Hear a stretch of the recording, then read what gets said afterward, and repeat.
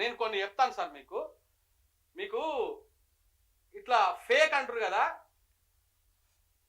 ఈ కాపలా కుక్క అని చెప్పేసి ఒక మీ కాపలా కుక్క అని చెప్పేసి ఒక హ్యాండిల్ ఉంటుంది. నేను ఇలా చూపిస్తాను ఇంకెందుకు. ఫస్ట్ దీన్ని పట్టుకోరు మీరు.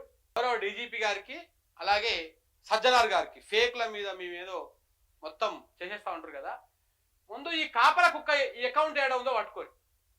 మీకు కావాలంటే నేను కొంత హింట్ కూడా ఇస్తా. ఈ కాపలా కుక్క పెద్దమ్మ గుడి వెనకంగానే ఉంటుంది. పెద్దమ్మ గుడి వెనకంగానే ఆ ప్రాంతం తిరుగుతూ ఉంటుంది ఆ కుక్క. ఇది రేవంత్ రెడ్డి గారి ఇంటి చుట్టుముట్టు, అప్పుడప్పుడు రేవంత్ రెడ్డి ఇంట్లో ఆ గేట్ పక్కనే ఈ కాపలా కాస్తూ ఉంటుంది ఈ కుక్క. దీన్ని దొరకబట్టి ఫస్ట్ మీరు అనుకుంటున్నటువంటి ఫేక్ ఉంటుంది చూసినావా, 200% ఫేక్ని ప్రమోట్ చేసేది ఈ కాపలా కుక్కని. దీన్ని దొరకబట్టేటువంటి ప్రయత్నం చేయండి మీరు చేయరు. ఎందుకంటే ఈ కాపలా కుక్క రేవంత్ రెడ్డి గారు గేట్ దగ్గరే కాపలా కాస్తుంది. రేవంత్ రెడ్డి గారు గేట్ దగ్గరే కాపలా కాస్తుంది. ఆసర పడుతుంది అనమాట ఇదంతా. సో కాబట్టి ఇట్లాంటివన్నీ కామెడీగా ఉంటాయి సార్. మీరు చెప్తా ఉంటే నవ్వుకోవాలనిపిస్తుంది. సో కాబట్టి వీళ్ళు చేసేటువంటి మీకు కొన్ని ఎగ్జాంపుల్స్ చూపిస్తా.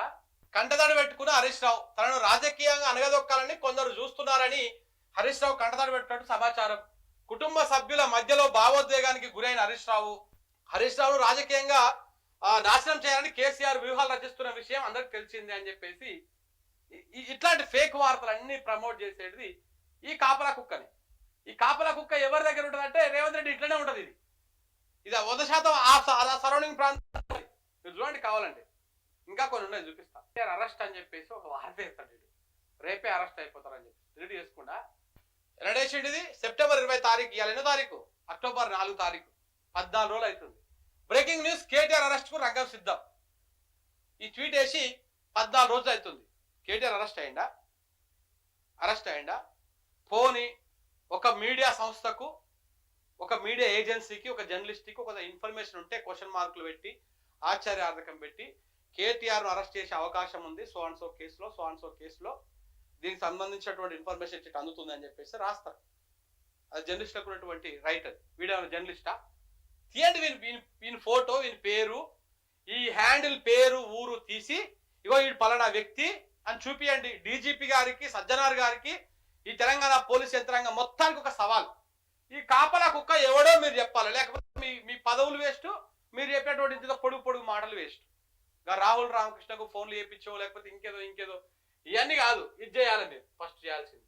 అసలు ఫేక్ అంటేనే కాంగ్రెస్ కదా, కాంగ్రెస్ తోనే స్టార్ట్ అవుతుంది, కాంగ్రెస్ తోనే అంత్యం అవుతుంది. సో కాబట్టి వాళ్ళు బొచ్చడు ఫేకులు చేస్తా ఉన్నారు ఇట్లా.